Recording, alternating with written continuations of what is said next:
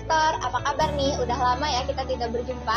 Jadi kali ini aku mau bagiin tips-tips menarik mengenai strategi investasi beserta tujuannya. Jadi tanpa berlama-lama lagi, yuk kita simak videonya. Strategi investasi adalah strategi yang dirancang untuk investor mencapai tujuan keuangannya. Strategi ini mencakup alokasi aset dan jenis investasi apa yang akan dilakukan oleh investor. Dan yang terakhir adalah tentang manajemen risiko. Dividend Hunter. Strategi ini biasa digunakan oleh investor yang suka mencari saham-saham dengan pembagian dividen yang besar, biasanya di akhir tahun ataupun trimester pertama misalnya. Strategi ini cocok untuk digunakan oleh investor, kemudian dana dividennya bisa digunakan lagi tuh untuk membeli saham yang lain atau menambah saham yang sudah kita punya. Cost averaging. Dalam strategi ini, kamu cuma perlu berinvestasi rutin dengan jumlah yang sama, tanpa memperdulikan grafik keuntungan sedang naik atau sedang turun. Tujuannya untuk meminimalisir resiko yang muncul dari fluktuasi penurunan harga.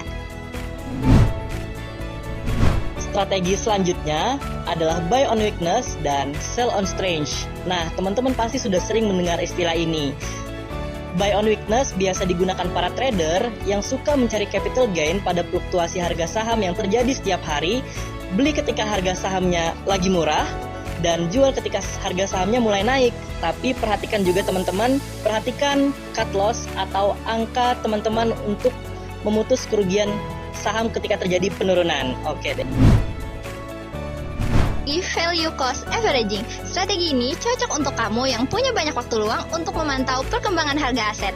Dengan mengetahui spekulasi harga, kamu bisa memilih nih, mau portofolionya ditambah atau tidak.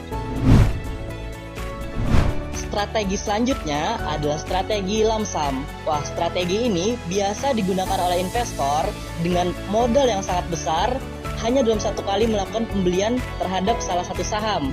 Nah, potensi keuntungannya itu juga besar, tapi hati-hati teman-teman. Untuk memakai strategi ini, teman-teman harus selalu memantau saham teman-teman karena potensi kerugiannya juga besar ketika teman-teman membeli satu saham dalam satu modal yang besar.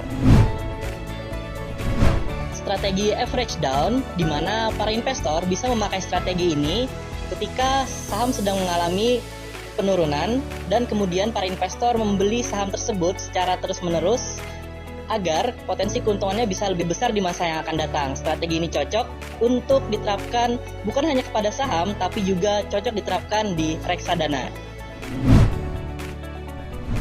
Nah, setelah menerapkan beberapa strategi investasi tadi, ada beberapa manfaat nih yang bisa teman-teman dapatkan. Di antaranya, teman-teman bisa terhindar dari yang namanya dampak inflasi. Kemudian teman-teman bisa menyiapkan dana tambahan untuk pensiun, penghasilan tambahan. Teman-teman bisa memperkuat tujuan finansial teman-teman, dan yang terakhir, teman-teman dapat membangun kesejahteraan.